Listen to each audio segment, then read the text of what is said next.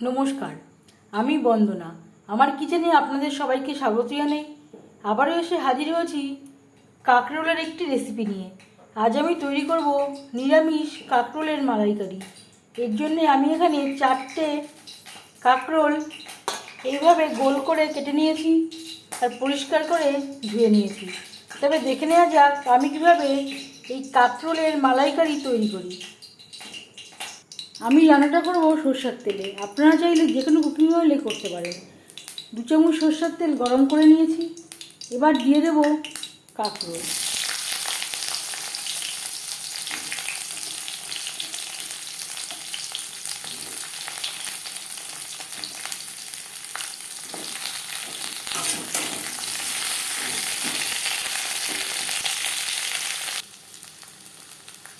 দু 3 মিনিট নাড়াচাড়া করে নেওয়ার পর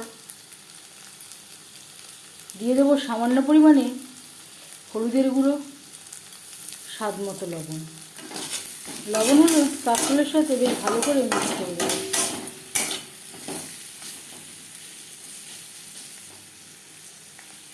কাঁকরোল হালকা করে ভেজে নেব। কাঁকরোল হালকা করে ভেজে নেওয়া হয়ে গেছে, একটা পাত্রে উঠিয়ে নেব। এর থেকে বেশি ভাজবার প্রয়োজন নেই।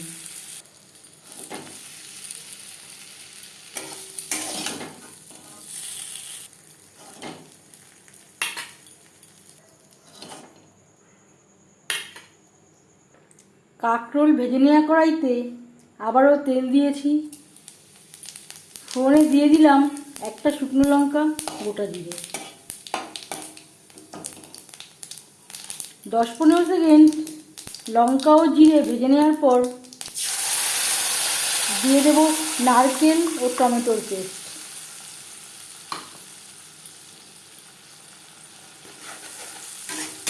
এখানে আমি একটা নারকেলের 4 ভাগের 1 ভাগ বেটে নিয়েছি, আর সাথে লাগছে একটা টমেটো, যেটা আমি একসাথে পেস্ট করে নিয়েছি। আর দিয়ে দেব খুবই সামান্য পরিমাণে হলুদের গুঁড়ো, 1/2 টেবিল চামচ ভাজা মশলা।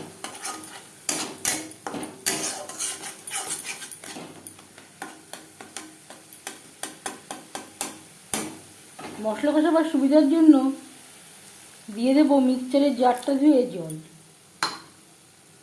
3-4 মিনিট লো টু মিডিয়াম ফ্লেমে নারকেলের মশলা বেশ ভালো করে কষিয়ে নেব।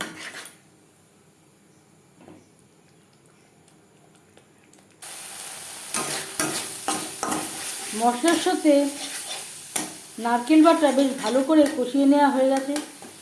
এবার দিয়ে দেব ভেজে রাখা কাঁকরোল।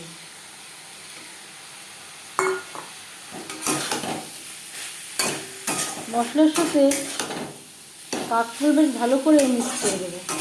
মশলার সাথে কাঁকরোল আরও 2 মিনিট নাড়াচাড়া করে নেব।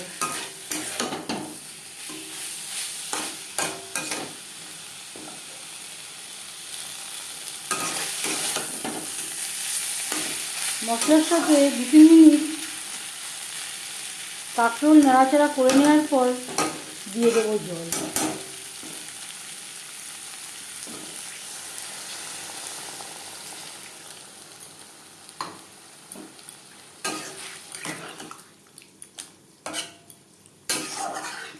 কাঁকরোল ভাজার সময় প্রায় 80% সেদ্ধ হয়ে গেছে।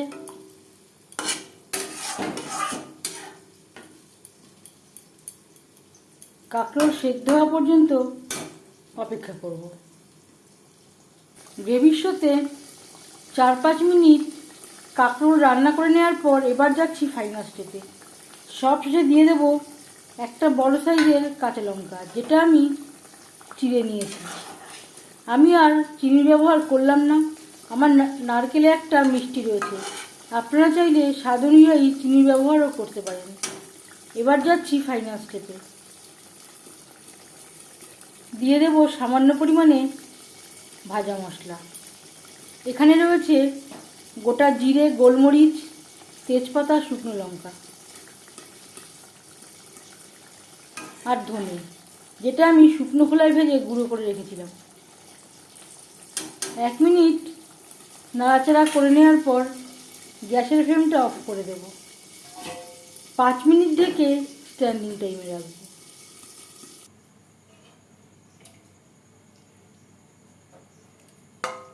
এবার যাচ্ছি সার্ভ করার প্রসেসে। নিরামিষ কাঁকরোলের মালাইকারি রেসিপিটি কেমন লাগলো অবশ্যই জানাবেন কমেন্টের মাধ্যমে। যদি এই রেসিপিটি ভালো লেগে থাকে লাইক করবেন, শেয়ার করবেন, সাবস্ক্রাইব করবেন আমার চ্যানেলটিকে, বেল আইকনটা ক্লিক করে দেবেন। যখন আমি নতুন ভিডিও আপলোড দেব তার নোটিফিকেশান সবার আগে আপনার কাছে পৌঁছে যাবে। আপনারা সবাই ভালো থাকবেন। এই ভিডিওটি দেখার জন্য ধন্যবাদ।